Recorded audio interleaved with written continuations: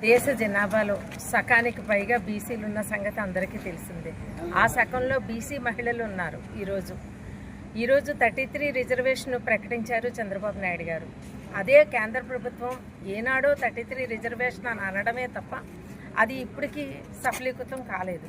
కాకపోతే ఇప్పుడు వచ్చే వర్షాకాలం సమావేశాల్లో అమలు జరిపే ముందుగా బీసీలందరం భారతదేశంలోనే కాదు ఇతర రాష్ట్రాల్లో కూడా చాలా వరకు కూడా ఇదే సంఘటనతోటి బీసీలంతా కూడా మనోవేదనతో ఉన్న సంగతి అర్థం చేసుకుని బీసీ మహిళలకి న్యాయం చేయమని కోరుతూ ఈరోజు వినతిపత్రం ఎంఆర్ఓ గారికి ఇవ్వడం జరిగింది.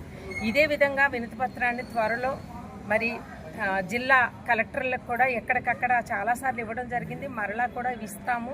ఎందుకనంటే ఈ ఉద్యమాన్ని ఆపే ప్రసక్తి లేదని ఖచ్చితంగా బీసీలు నిర్ణయించుకున్నామని ఈరోజు తెలియజేస్తున్నాం. ఎందుకంటే బీసీలు అట్టడుగు స్థాయికి నానాటికి దిగజారుతున్న సంగతి తెలిసింది. ఆర్థికంగా రాజకీయంగా బీసీలు ఎదగాలి అంటే అది తప్పనిసరిగా రాజకీయ అంశమైనా ఉండాలి, ఆర్థిక అంశమైనా ఉండాలి. రెండు విషయాల్లో కూడా బీసీలు వెనకబడడానికి కారణం బీసీలకి సరైన ప్రోత్సాహం అందివ్వకపోవడమని ఖచ్చితంగా నేను తెలియజేస్తున్నాను. ఈరోజు బీసీ 33 రిజర్వేషన్ మహిళా రిజర్వేషన్ కోసం మేము అడుగుతున్నది మహిళలకి బీసీ రిజర్వేషన్ 33 ఇవ్వడం కాదు, దామాషా ప్రకారం ఎవరికి ఎన్ని సీట్లు అనేది కేటాయించి ఇవ్వాలన్నదే ఈవేళ ప్రధానమైన ముఖ్య సారాంశం అని మీకు తెలియజేస్తున్నాను. ఈరోజు కేంద్రానికి కానీ మరి రాష్ట్రాల్లో ఉన్న వాళ్ళకి కానీ ప్రభుత్వాలకి తెలియజేసేది దామాషా ప్రకారం ఎవరికి ఎంత కోటా అనేది మహిళా రిజర్వేషన్ ఇవ్వాలి.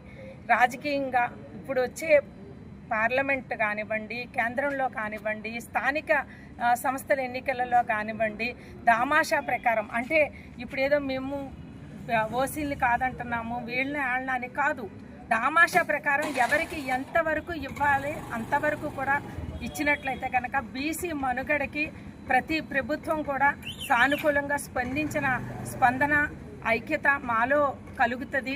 అప్పుడు సరైన అవగాహన మాకు రావాలి అంటే ఆ విధంగా ప్రభుత్వాలు కలిగించినప్పుడే ప్రభుత్వాల మీద బీసీలందరికీ సంఘటితమైన గౌరవం ఏర్పడుతుందని ఈ విధంగా తెలియజేస్తున్నాం.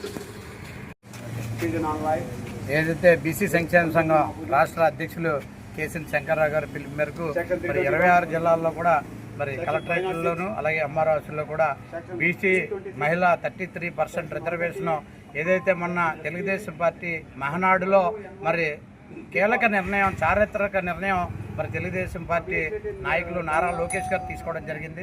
దానికి ముందుగా మా బీసీ సంక్షేమ సంఘం తరఫున అభినందనలు తెలియజేస్తూ ఏదైతే మరి కేంద్రం పిలుపు మేరకు కాకుండా రాష్ట్రంలో ఏపీలో జరిగే మహిళా దాంట్లో 33% రిజర్వేషన్ అమలు చేస్తామని చెప్పి మరి ఏదైతే మహానాడులో చెప్పడం జరిగింది.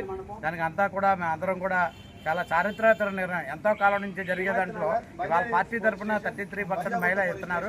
దాంట్లో బీసీ సబ్ కోటా ఎంత ఇవ్వాలనేది ఒక ఆలోచనతో మేము ముఖ్యమంత్రి చంద్రబాబు నాయుడు గారికి అలాగే ప్రధానమంత్రి నరేంద్ర మోడీ గారికి అందేలాగా ఎక్కడికక్కడ రిప్రజెంటేషన్ ఇవ్వడం జరిగింది. ఈ నిర్ణయాన్ని మరి ముఖ్యమంత్రి చంద్రబాబు నాయుడు గారు, ఉప ముఖ్యమంత్రి పవన్ కళ్యాణ్ గారు, మోడీ గారు కూడా మాకు ఏదైతే ఈ నిర్ణయాన్ని ఆలోచించి సానుకూలంగా స్పందించి మా బీసీలో సబ్ కోటా ఇవ్వాలని మేము కోరుతున్నాం.